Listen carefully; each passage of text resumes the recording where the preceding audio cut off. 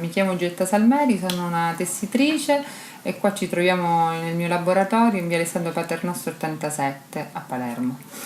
Ho cominciato a tessere nel 2001-2002, subito dopo la mia laurea in lingue e letterature straniere,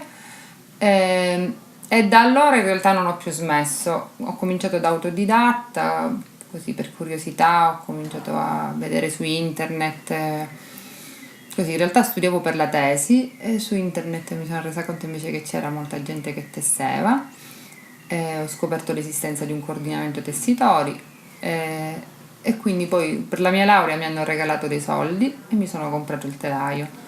senza sapere montarlo, cioè in realtà è arrivata a casa e da là ho cominciato. Quindi ho utilizzato libri, tutto quello che diciamo più o meno potevo trovare di materiale cartaceo per capire come cominciare. E poi ho fatto un corso però molto dopo. Ho fatto un corso da una signora in Umbria che si chiama Renza Cocchi, che comunque mi ha dato un senso un pochettino a tutto quello che avevo letto e avevo studiato. E poi ho conosciuto, diciamo sempre poi a distanza di altri anni, un'altra signora che si chiama Paola Besana, da cui ho fatto un altro corso a Milano, più piccolo come tempo, però che mi ha fatto riflettere molto sulle basi della tessitura e quindi su proprio l'intreccio base che era la tela e quindi sulle interazioni di colore che può dare anche una semplice tela. E quindi diciamo che la mia ricerca principale all'interno della tessitura e con la tessitura è data sì dall'intreccio, ma principalmente dalle interazioni che i colori hanno tra di loro, sia in ordito che in trama. E dei materiali. I materiali che preferisco, diciamo, da utilizzare sono la lana, quella che diciamo che è la materia che preferisco di più, perché intanto per l'elasticità e la morbidezza che ha, poi proprio perché come composizione diciamo cioè proprio la materia lana raccoglie il colore in una maniera diversa da quella che magari lo può raccogliere il cotone, quindi proprio mi piace il colore che assume la lana quando viene tinta. Mi piacerebbe pure mettermi a tingere i filati, però poi diventa un altro lavoro. E quindi sicuramente la lana, diciamo, è un materiale abbastanza duttile, morbido, quindi che riesce, non ha bisogno, ecco, non è,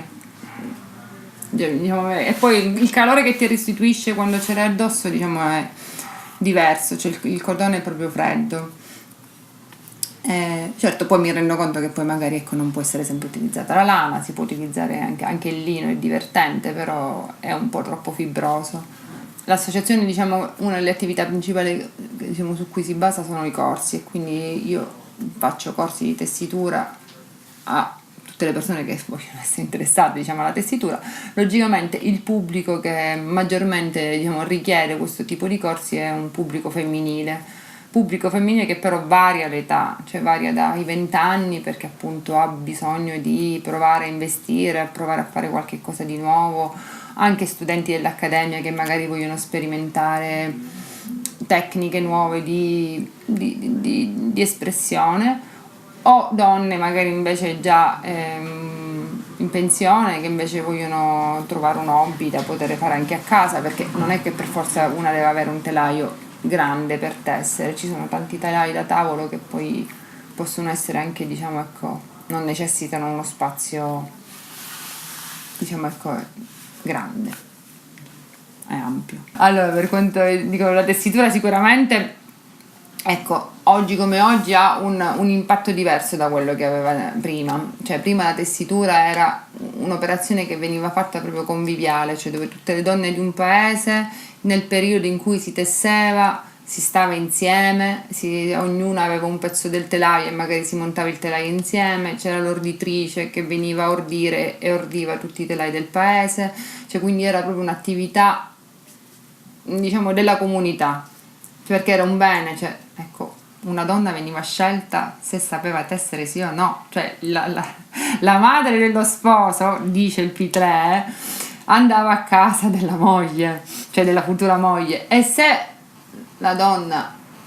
era seduta non era buona, se puliva andava bene, se tesseva era da sposare. Quindi sicuramente ecco, era un'attività, perché comunque, ecco, potevi farti il corredo, potevi farti le lenzuola, le coperte, cioè prima si viveva di corredo. Invece oggi come oggi diciamo che il tessuto invece è chi si occupa di tessitura è più isolato, non so, non tende a comunicare poco con chi fa tessitura, ma perché pensa che non lo faccia più nessuno, o almeno qua sicuramente in Sicilia. Poi magari in altre parti d'Italia, ecco, ci sono dei corsi che vengono fatti e vengono frequentate anche da 10-20 persone alla volta. Qua ancora diciamo che è non lo so, ecco, dopo la guerra tutti i telai sono stati bruciati, forse tutte le donne hanno visto, diciamo, nel telaio forse un qualche cosa che comunque non dava libertà, non lo so, perché proprio li hanno bruciati tutti i telai, cioè non ne rimangono proprio più di telai in Sicilia, quindi non so bene perché. Cioè, ecco, sono proprio pochi e quei pochi che sono perché magari si sono dimenticati in uno scantinato, cioè non è rimasto quasi più niente. Comunque io penso che sia un patrimonio proprio culturale del territorio. Cioè in Sardegna proprio, c'è stato un movimento proprio dopo gli anni 60 proprio di recupero della tessitura. E con la tessitura c'è stato un recupero di tutto quello che era anche il vello della pecora. Perché noi abbiamo qua pecore che vengono tosate, il cui vello viene bruciato. Cioè non viene assolutamente utilizzato. Non è una lana pregiatissima, sicuramente potrebbe essere una lana magari più grezza per fare materassi, però è un patrimonio che viene perso. Cioè, quindi invece in Sardegna ne hanno fatto comunque un vessillo, cioè anche se hanno una lana che è grezza, pungente, però viene utilizzata per fare tappeti e hanno dei disegni che vengono recuperati. Cioè noi facevamo coperte e tappeti che erano uguali a quelli sardi e non abbiamo più nulla. Cioè, se a me capita qualcuno ogni tanto dice ma io c'ho una coperta della nonna, me la faccio vedere, cioè è come se fosse ormai un oggetto raro. Quindi ecco, sicuramente è stato proprio, non lo so, una cosa che non lo so, forse non faceva piacere negli anni 60, proprio da dimenticare. E non c'è stato un motore, diciamo, ecco, culturale locale che ha incrementato la conoscenza di questo sapere, perché non è strano che non lo faccia quasi più nessuno. No, nel resto d'Italia ci sono, sì, in Azerbaigian, ma perché culturalmente vedi che sono già predisposti diversamente verso il tessuto, cioè il tessuto umbro ha una sua radice e quindi c'è gente che fa tessuti, il tessuto in Toscana è proprio importantissimo, infatti ci sono un sacco di, diciamo, non tantissimi, però proprio che utilizzano vecchi telai, e infatti questo telaio che io ho l'ho comprato da una signora che fa telai in Toscana. Cioè ci sono comunque delle produzioni di telai, quindi evidentemente c'è gente che li compra e che li utilizza. Quindi in Sardegna comunque si tesse, quindi ci sono delle regioni, anche a Napoli, ecco adesso finalmente vicino a Napoli c'è San Leucio dove hanno recuperato questo villaggio che era un villaggio di tessitura. Noi facevamo qua, avevamo le seterie, cioè c'erano tutto sotto il regno borbonico e noi avevamo sete, facevamo sete, cioè avevamo Bocca da Seta che era famosissimo, quindi cioè, non c'è più nulla, deserto. Quindi dico, cioè effettivamente tutta una produzione che era una produzione importantissima non esiste più. Quindi io quando penso a queste cose, per questo dico che secondo me va insegnato, ma proprio per recuperare tutto un sapere che ormai non esiste. Ho intrapreso delle collaborazioni perché sono stata contattata da dei ragazzi si chiamano MyOp, loro cercano di mettere in comunicazione tra di loro tutti gli artigiani, ma per avere, diciamo, un pubblico altro, perché quando vi dicevo poco fa pure che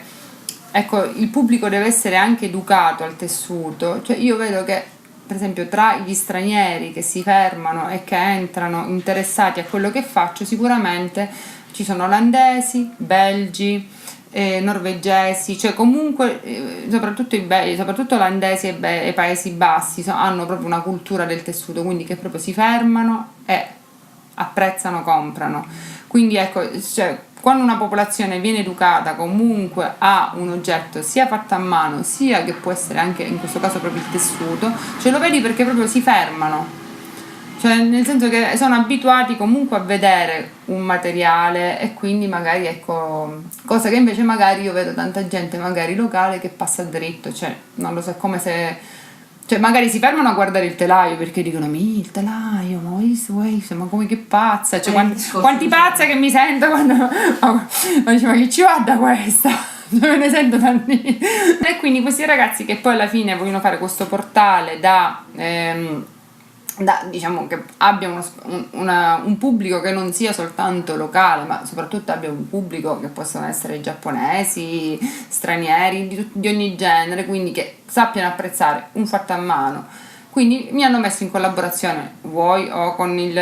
questo ragazzo che fa borse di pelle, vuoi con una persona, cioè con qualche cosa che è legata magari al cibo e quindi fare una borsa invece legata, cioè nel senso ha delle competenze diverse,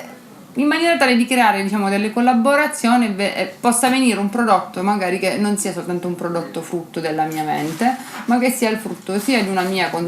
conoscenza che la conoscenza di un'altra persona.